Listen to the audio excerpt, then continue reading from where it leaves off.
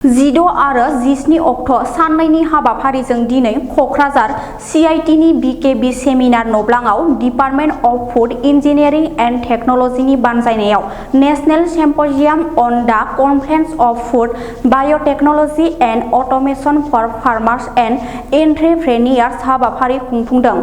बे हाबाफारिनि बारै assistant professor department of food engineering and टेक्न'लजिनि डक्टर अनुप इस्लारि खौरांनि गेजेरजों गुवारै फोरमायथिनानै होयो।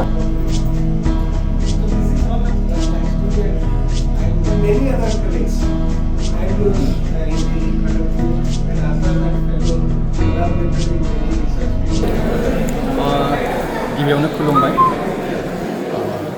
साननैनि हाबाफारि लानानै दिनै 16 आरो 17 2022 बे साननैनि हाबाफारियाव CIT Kokrajhar department of food engineering and टेक्न'लजिया national symposium on the confluence of food biotechnology and automation for farmers and agriculture होननाय आयदायावहाय साननैनि हाबाफारि लानानै खुंफुंनो आखायाव लादों।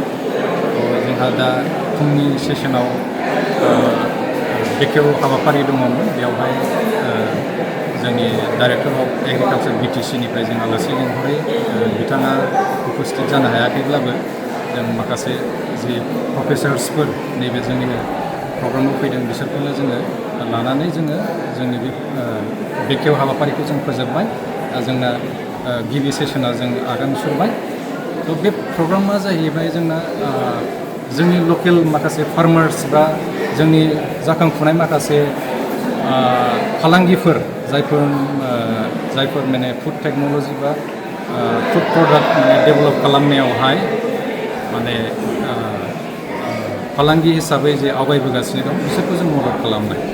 जेरै जोंनि आबादारिफोरा गोबां जोंहा माने माखासे फसल जेब्ला दिखोयो बे समाव जों गोबां लस खालामनांगौ जायो।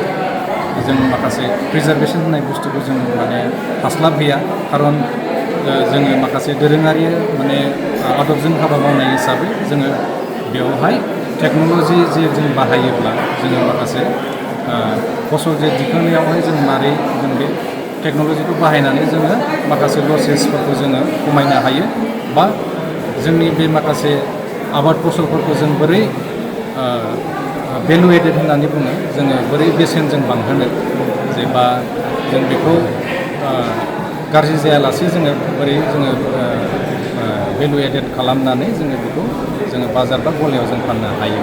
बेफोरनि सायाव जोङो सावरायगोन।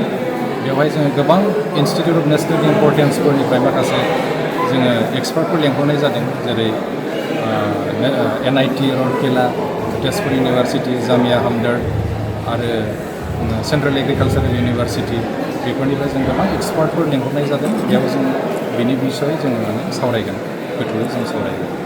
जोंना दिनैनिफ्राय बे जागायबाय आरो गोबां बेयावहाय जोङो आबादारिफोरखौ जों लेंहरदों। बिसोरो गावसिनि माने जेनोखि खहा जानाय बेफोरखौ जाहाथे सुफुंजायो, जों बे हिसाबै जों बिसोरनि समयसाखौ जोङो नायबिजिरनानै जोङो बे प्रग्रामखौ खुंनाय जादों।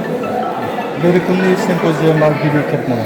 बे जों गिबियावहाय सिगाङावहाय जों कनफारेन्स हिसाबै जों खुंदोंमोन। थांनाय बोसोरावबो जोङो फार्मार्सफोर बा एन्ट्रप्रेनियरफोरखौ लानानै जोङो बेबायदिनो गोबां प्रग्राम बानायदोंमोन थांनाय बोसोरावहाय। आरो बे बोसोराव जों सिम्पोजियाम हिसाबै जोङो गिबि खेब जोंनि बे डिपार्टमेन्ट अफ फुड इन्जिनियारिंआव जों खालामनाय जादों।